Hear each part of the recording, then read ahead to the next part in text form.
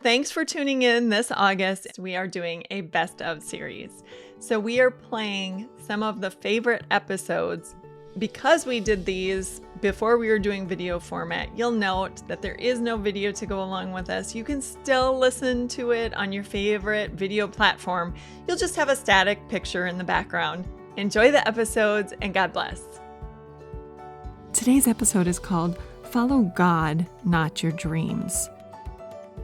Hey, it's Amber, wife, mother, type A child of God. Here are little things we look at everyday issues from a biblical perspective with one simple goal: to know and love God more. Thanks for listening.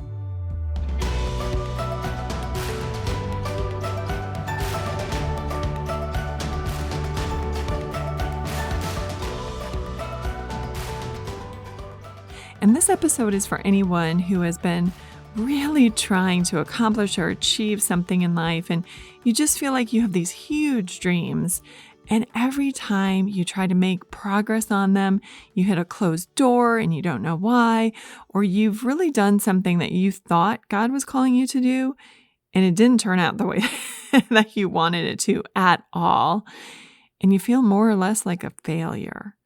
We're going to talk about that, and we're going to talk about how to change things around a little bit to maybe align ourselves better with God and with His plans for our lives. And then our idea of success is going to be very, very different. So the world is going to tell us that we need to follow our dreams. You hear that all the time, especially at graduation time. Anytime that you have a young person graduating, if you go and look through the cards, you see all sorts of cards that say, follow your dreams and don't let anybody, put you down, and go to great heights and do all that you want to do. And the world is yours for the taking. And those things can really set people up for failure. So if we follow our heart, and our hearts are where, dreams originate so often. If we follow our heart, then we're going to get into trouble. And this is why. Because in Genesis 6:5, as God's looking at the world, He said, "The Lord saw that every inclination of the thoughts of the human heart was only evil all the time." This was in the days before the flood. But aren't we there again? And if you think, oh no, those days were way more wicked than, anything we see today. Well, look what God said to Jeremiah. He said, "The heart is deceitful above all things and beyond cure. Who can understand it? I, the Lord, search the heart. I examine the mind to reward a man according to his way by what his deeds deserve." So God there is saying, look, I look in people's hearts, and guess what I found? The heart is deceitful above all things and beyond cure. So if our dreams originate in our hearts, well, then there's a good chance that those aren't necessarily going to be good dreams. Why? Because our hearts are deceitful. Our hearts are selfish. Our inclinations are evil. So we're going to be looking at things that help us, or that make us look good, or that are for our benefit, rather than looking at what God's plan for our life is. The Apostle Paul, who is clearly a man who was sold out for God, he did so much work for God in the second half of his life after God turned him around. He even said, look, the good that I want to do, I don't do. And the evil that I don't want to do, that's exactly what I do. What a wretched man I am. So even the Apostle Paul, if you think, oh, it's just, Amber, I'm better than that. My heart's probably in the right place. Well, the Apostle Paul, he was like, I can't get it right.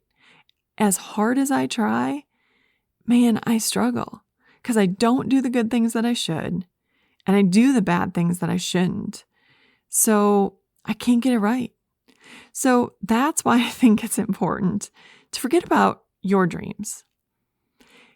Forget about the plans that originate in your heart, and instead let the plan and let the dream be to follow God. The psalmist says, Better is one day in their courts than a thousand elsewhere. I would rather be a doorkeeper in the house of my God than dwell in the tents of the wicked. For the Lord is a sun and a shield. No good thing does he withhold from those whose walk is blameless. Did you catch that? What is he saying? He's saying, get your heart in check and your desires are going to line up with God. Just serve. Lord, put me where you need me. You need a doorkeeper? Okay, I'll be a doorkeeper. Because you know what? I'd rather serve you, whatever that means and whatever that looks like, than go after my own evil, wicked, selfish desires and end up somewhere that's apart from you. I don't want to end up at the end of my life realizing that I have chased everything that I want to do and I've missed out on all the things that God would have had me do. Too often, we tell God what we want. I want to do this, and put me here, Lord, or I'll do this for you, and I'll do anything. But when God says, oh, good, because I need you to mother your children, or I need you to be the caregiver for your elderly parents, or I need you to be a friend to that person who has cancer or who is suicidal. Well, we don't want to be bothered with those things. That's not at all what we want. No, we want to actually do something that makes a difference. Well, those things do make a difference. Those things make a huge difference. And look at how many times God saw the one person. God saw the woman at the well. What if Jesus had overlooked her? Because he didn't want to do just that little thing. He didn't want to deal with that kind of person. He didn't want to take his afternoon for her.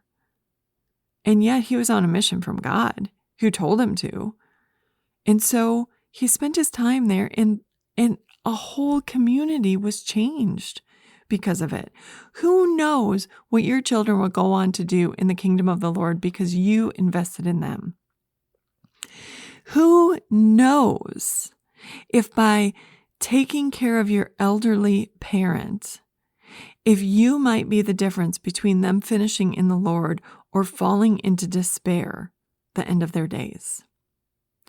Who knows if by being that friend during that time of cancer or of them being suicidal, who knows what they will go on to do for the Lord if you invest in them? We are so prone to wanting to do only what we want to do. And I'm saying, why don't we make it our dream to follow God and to be available for whatever God wants us to do? And that is how we align our dreams with God's. So I'm going to give you two things that I think are really important steps in making this happen.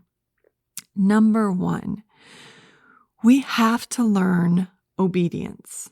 We have to learn to do what God asks us to do the way that he wants us to do them.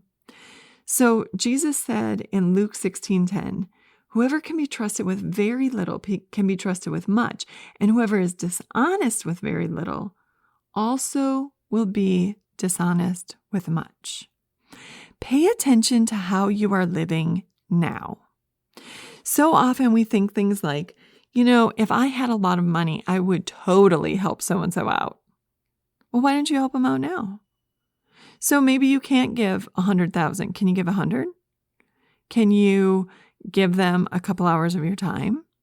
Listen, if we can't be generous with what God has given us now, there is no way we're going to be generous if God gives us more. We are going to have the same thoughts and ideas about how we spend our money. How do I know? Because when we get more money, so often we are prone to thinking we need better things. You get money from somewhere and you think, oh, great, now I can buy a new car. Or Now we can go on vacation, or now we can do the house remodel that we always wanted to do, or whatever, A, B, C, D, E, F, G. We always have ways that we can spend more money. If we can't be generous now, we're probably not going to be generous later. Or we say things like, God, I'll treat others really well if you put me in a position of leadership. You put me over people and you just see how good of a job I do, being good and kind and loving. Yeah, I don't like my family at all. Can't stand my mother-in-law, can't stand my sister-in-law, can't stand, my cousin who keeps trying to get a hold of me because she needs help with this. Can't stand them. But I'm pretty sure when I'm in leadership, I'm going to be totally different. No, you're not. If you don't have time for your mother-in-law or your father-in-law or your sister-in-law, if their needs put you over the edge, how are you going to serve more people? Because leadership just amounts to service. It amounts to being there for a larger group of people. If you can't do it now, you're probably not going to do a good job later on. Or, how many people want to be, in charge of something, and yet they don't keep any secrets now. They are so free with their mouths, and yet they want to be in charge. Then you're entrusted with so many more important things. If you can't do it now, you're not going to do it later. Think of people like Daniel, Joseph, and David. All of them proved before they became prominent leaders in their respective areas, they all proved that they were going to be faithful in the little things where they were way before they were raised up. Remember Joseph and how he refused, even as a servant, he refused to sleep with his master's wife. Joseph refused to kill King Saul. He refused to do it. He said, that's not my place. He's the Lord's anointed. How dare I go against him? Daniel showed God, just when he had come to Babylon, he had just gotten there and he was in training. And he said, look, I am not going to disobey God by eating and drinking food sacrificed to idols and wine that's been, put aside for idols. I want to keep my conscience clear. I'm going to serve God first and foremost. And then beyond that, I'll serve the king. And as he did that, God raised him up. But all these men proved to God that they could be trusted with little, way before God ever raised them up. The second thing that is of vital importance, you'll notice the most useful person in the workplace is the one who can be counted on to do whatever needs to be done. So they're not just, pinned to this little thing and this is their expertise and they can do this, but they won't do that. And don't ask them to do something that they've never done before because they've never done that before. No, flexibility in the workplace. Can you do this? Can you take it up a notch? So I know you've been doing this, but what if we put it in this area? What if we wanted to stretch it and grow it a little bit? And those people who can say, yeah, I don't know how to do that, but I'll definitely look into it and I'll see what I can do. Those people are valuable. They're not stuck in a rut. They're not people who can't change when situations change. They're eager to serve and they're willing to do what it takes, even if it's out of their comfort zone. So I used to do a lot of things at church. I used to do a lot of seminars and gatherings and that type of thing. And there was this woman, she's with the Lord now, but she would show up and God bless her. She would always show up like a half an hour before the event started. And she would just say, Amber, what needs to be done? And it didn't matter if I asked her to set up tables or to light candles or to do something in the kitchen. She was just there to serve. You could ask her to do anything, and eagerly she would just go about and do it. So often, we have decided what we will do and what we won't do. And because we're saying, no, I won't do that, or no, I could never even imagine doing that, we refuse to be part of all that God would have us do. So back in 2000 and let's see, it must have been 19, I went to a Christian writers conference, and I was so pumped because I got I got an appointment with an editor. And if you've ever been to a Christian writers conference, the editor spots fill up super fast. So you can either meet with a literary agent or an editor, or sometimes there's publicists or marketing people or whatever little area you need help with. You can sign up, and these people only have like 10 slots throughout the day or something. And you have to be really quick in signing up, and you might get in with your first choice, or maybe you'll have to move to your second or your third choice or whatever. But even so, the slots fill up super, super fast. And so there have been years that I've gone to these writers' conferences and I don't get a slot because I wasn't quick to sign up for them. And by the time I finally got around to looking through all the editors or whoever was there, then I'd go to say, okay, this is the one I want. And then the slots were all taken. So I was super excited because I had this slot with this literary agent. And I just thought this is going to be great. Not an agent, an editor, sorry. And so I had researched the company, and sure enough, yep, she was in my genre and all this. So they set a timer for 10 minutes. So you get exactly 10 minutes with this person, and then they move on to the next person, or they're done with their time and they get up and leave. And so I was sitting and talking to this editor, and I was telling her some of the projects that I really wanted to do and that were, on my heart. And she stopped me mid-sentence. I'm not kidding. So I was just doing what I'm doing with you. I was just in the middle of telling her, I really want to do this. And I have this project that I've been thinking about. She stops me. She said, have you ever thought about doing a podcast? And I said, well, this is the deal. I really stink at technology. So, that's a little out of my realm. And she said, no, seriously.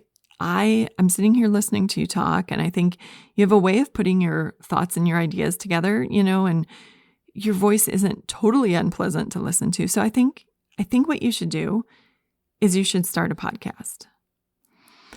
Now, I went away very dejected because that is not what I wanted to hear. I wanted to hear her say, you know what? What I think you should do is take that and write it and send it to me, and let's make a book. That's what I wanted. That's really all I wanted. So I walk away dejected. I didn't know what was going on. So about 2 weeks later, Time of Grace, the vice president of Time of Grace, sent me an email, and he said, Amber, would you consider doing a vlog for us? Your one blog that you did this year went really, really well. So we were just wondering if you'd consider expanding on that and doing a vlog. So I did it, and I sent it to him, and I didn't hear anything back. So 2 weeks passed or so, and I finally got up the nerve, and I said, hey, just wondering what you were thinking about that vlog. And I seriously said in the email, just tell me the truth. I don't care if it's bad. I just want to know the truth. And he said, yeah, you were a little bit not super personal the way that we like, our videos to be. We like them to be pretty casual and laid back and just off the cuff. And it seemed too scripted, and it seemed too, I don't know, it just didn't resonate really. So we were thinking more podcast material, or I don't know, we haven't really thought much about it. And when the word podcast came back in the response, something like a little light bulb went off in my head. And I said, hey, can I call you? And I called him, and I said, I know this is crazy, but I'm just going to tell you, I just met with this editor, and she suggested a podcast. And what do you think about that? And he said, well, Time of Grace definitely wants to expand on podcasts. So let me set you up with a producer. You guys can chat. She can see what she thinks, and we'll go from there. Which led to me doing a demo, which was absolutely awful. I've mentioned it before. I was speaking into the wrong side of the microphone. I had no concept of how to make, sound work, and how to, do things at all. I didn't know how to plan a podcast. It was way too scripted. She had to work with me, which she did. But the bottom line is this. I wasn't so set in, I write books. This is what I do, that I couldn't adjust when opportunity arose. And that's what we do so often. When God has something for us, we go, but I don't do that. Or that's outside of my ability. I can't do that. I don't want to do that. It's too much learning. No, I'm meant for this. And we keep beating our heads against a door that is closed instead of being willing to follow the prompting of the Spirit when He goes, hey, you know what? We need someone to do a podcast. Are you up for that? And even if you aren't, you just go, okay, Lord, this is the deal. Clearly, I am not equipped for this. I am not the most articulate person, but you know what? I am available. You got someone who's available. So I'll tell you what, I'll do the podcast, and if you want it to work, that's on you. But I'll be faithful to the calling that you give me. That's how we are most effective in the kingdom. In Proverbs 16, we read, all a man's ways seem innocent to him, but motives are weighed by the Lord. Commit to the Lord whatever you do, and your plans will succeed. This is so important because God doesn't share His glory, and He can only use the humble. So what are your motives behind what you're trying to do? Are you trying to make a name for yourself? Are you trying to get the position of honor? Or are you just saying to God, you know what? I am just here to help. You put me where you want me to be. And you know what? You want me to be a doorkeeper. You want me to be a mom. You want me to help the elderly. Whatever you want, name it. I'm your person. There's a meme that says, God's timing, not mine. God's will, not mine. God's plan, not mine. God's glory, not mine. Listen, if that's your motto for life, you will never be disappointed. Because no matter what happens, it's all part of God's plan. If you are actually committing your ways to the Lord, committing your plans to the Lord, and if you're saying, Lord, I'm available and I'm showing up, so you show me what you want to do, then whatever He tells you to do, you're thrilled. Oh, you need me to teach a Sunday school class? Sounds great. You know what? I taught Sunday school for 12 years. I led the Sunday school for 12 years. I taught for probably 14 or 15 years. And guess what God was doing during that whole time? He was increasing my knowledge of His Word. Every single week, I was teaching. I was in God's Word. I was learning. I was delving.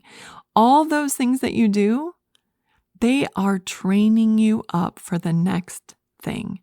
So if you can say, listen, it's God's timing, not mine.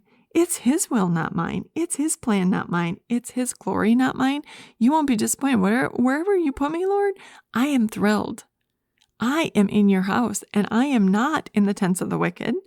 I am not spending my time on things that don't have any eternal value. I'm yours. There's another meme that says, if God wants a thing to succeed, you can't mess it up. And if He wants a thing to fail, you can't save it. Rest and be faithful.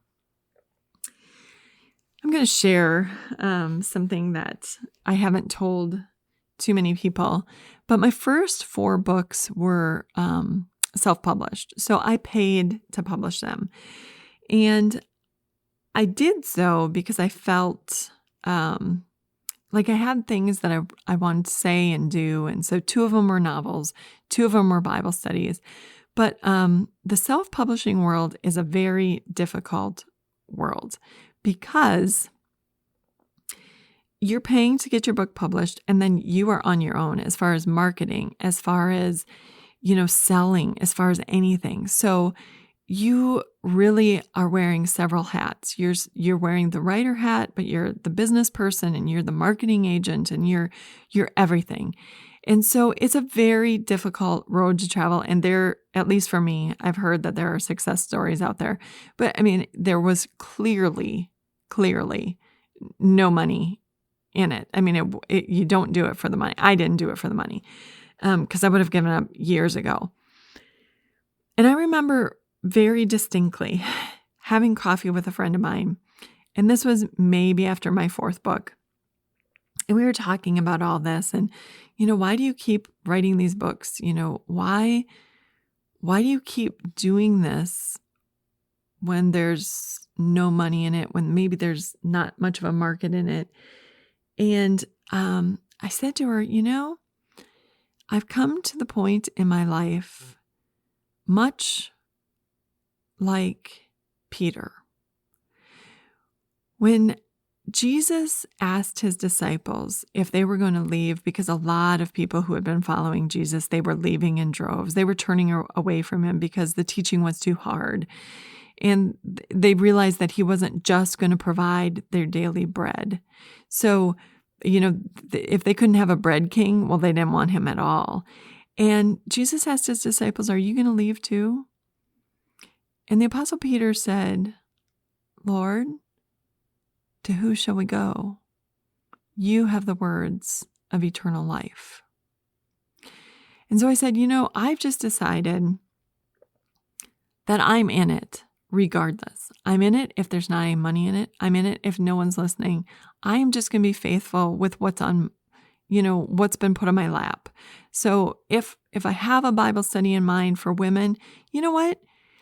If 30 or 300 women do it, and it leads them to a closer walk with God, score, right? Then it wasn't wasted. But let me tell you something. The process of writing those books and publishing those books, especially because they were self-published, I had to do a lot of the editing, and it honed my craft. It set me up to be a better writer and to be a better editor, which played in spades when it came to opportunities down the line. I just finished a project that came out in April of 2020 with several other ladies, and I had been the project manager for the project. So I was, in the inception phase and coming up with the idea and then finding writers. And then I had all the writers write their chapters, send them to me, and I edited them, send them back. And so that when we gave the publishing company the finished product, it was, all on one theme and all the chapters flowed together, and that I couldn't have done that without the experience I'd had before, without putting in all those long hours with zero notoriety, with zero fame, glory, with zero benefit to my bank account. You do it because you're working for the Lord, period. Knowing that He sees you, and you do it without worrying about what or how you will prosper. I have said for years, God pays in the best ways, and it has very little to do with money. So when God pays you in spiritual gifts and in relationships that are beautiful and golden, look, you can find a lot of wealthy people who don't have good friends, who don't have good marriages, who don't have relationships with their children, who don't feel part of anything because they are so much higher in fame than anybody else that they can't be part of it. I don't want any part of that. God gifts in beautiful, wonderful ways, and that's why He is worthy of our service, wherever that is, with whomever, whenever. Follow God, not your dreams, and God will put different dreams in your hearts. this has been Little Things, because in God's kingdom, the little things are the big things. Thank you so much for listening today. And don't forget to share this message with a friend that you think could really be encouraged and supported through this. I can't thank you enough for your prayers. They really keep us going at Time of Grace. You know what else keeps us going? Time of Grace is 100% donor funded. If you'd like to support us, you can find a link on just how to do that in the episode notes. Thanks for your consideration.